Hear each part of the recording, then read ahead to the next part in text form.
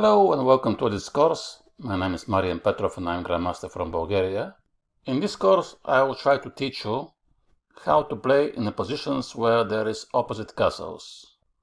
There are different types of possibilities. The most maybe entertaining is with so-called pawn storms, when both players are pushing the pawns and trying to first to attack your opponent's pieces, then to open files against his king, even if you need to sacrifice a pawn or two pawns or a piece.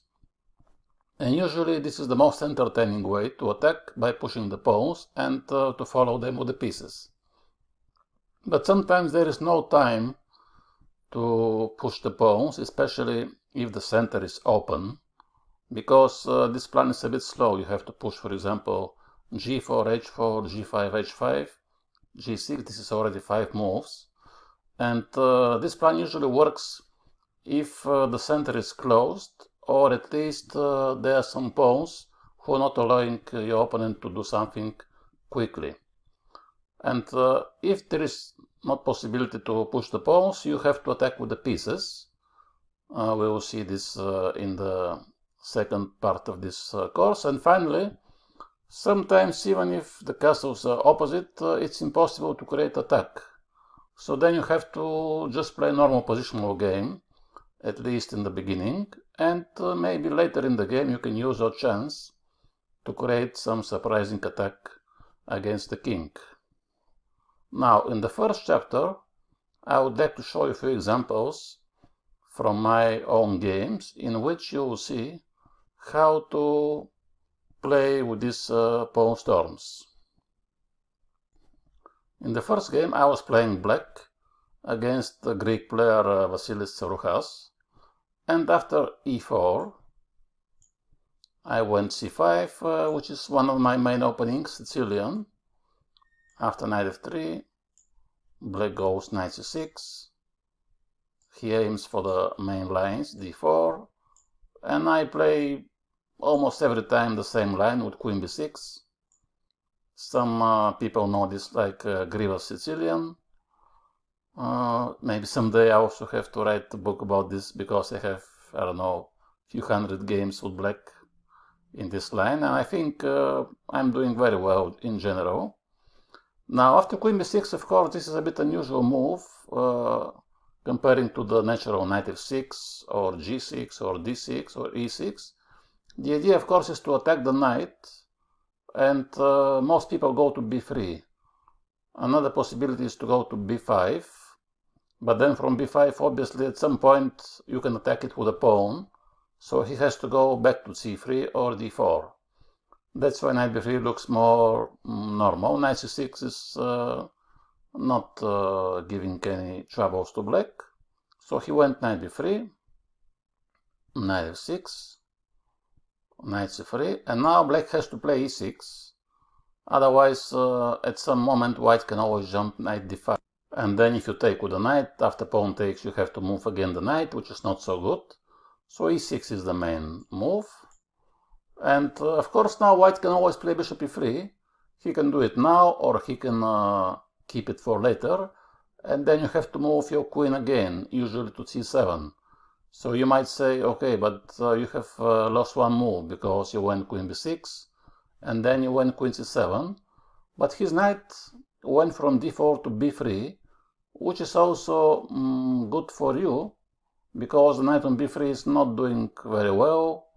He don't have many options. So that's why this is actually the idea of the move queen b6, to play some kind of normal Sicilian, if we assume that the queen will be back to c7, in which the white knight is on b3. So bishop d3 was the next move. Another popular line here for white is with the move queen e2, which looks a bit strange, but there is idea behind this move. In many occasions, white wants to push e5. Sometimes he can play g4, bishop g2, depends now what black will do. For example, if you play d6 and a6, he will play g4, bishop g2, bishop e3, maybe he can castle both ways. And if black goes bishop b4, then usually white goes bishop to d2. and he castles queenside. But bishop d3 is, I think, the most natural move for white. And this also is protecting the pawn on e4, because, for instance, if white goes instead of this move bishop to e2, then after bishop b4, the pawn will be hanging, so the bishop has to be on d3. Now bishop b4 is not so good, because white can simply castle, or he can play bishop d2, and then a3, and you don't want really to exchange your bishop for the knight without any need. So bishop e7, bishop e3 was played, queen c7, and after f4, more or less we have a typical Scheveningen Sicilian position on the board, in which the difference is that the knight is on b3 and the bishop is on d3, because in the classical system the bishop usually is on e2 when white goes bishop e2, bishop e3, and then he goes f4. So another idea of this line is that let's say when you face someone and he plays e4, he has some system against Sicilian who he always plays.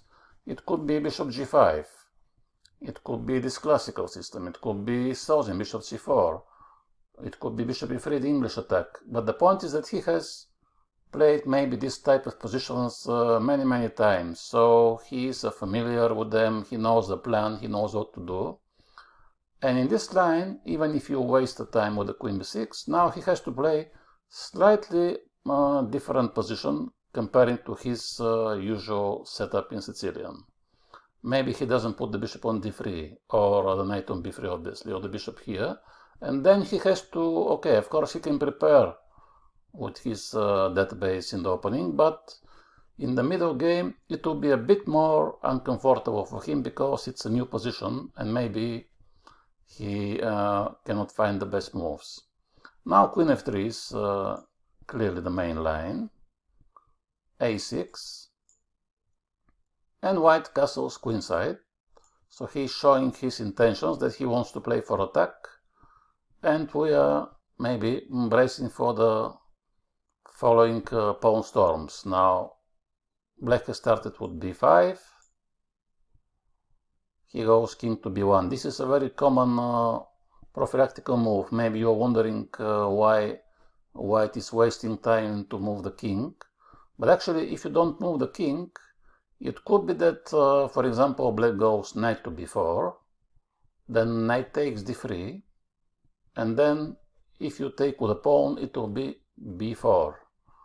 And in this type of positions, knight b4 is a very common plan for black.